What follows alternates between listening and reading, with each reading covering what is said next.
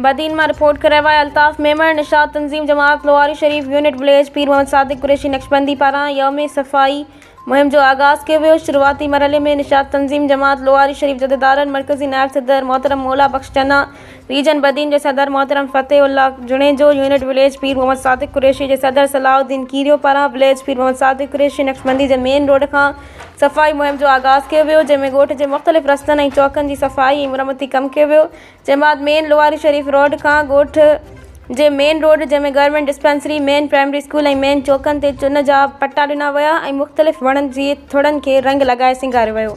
ॿी तरफ़ निशात तंज़ीम जमात लोहारी शरीफ यूनिट विलेज पीर मोहम्मद सादिक कुरैशी नक्शबंदी पारां ॻोठ जे डिस्पेंसरी, स्कूल ऐं मुख़्तलिफ़ चौकनि ते मुक़दस पननि खे बेअदबी खां रोकण लाइ डबा नस्ब कया विया। उन मौक़े में रीजन बदीन जे उहिदेदारनि में जनरल सेक्रेटरी मोहतरम हिदायतुल्लाह जुनेजो, जॉइंट सेक्रेटरी मोहतरम सुहेल अहमद जुनेजो ऐं ॿियनि वॾी तादाद में शिरकत कई।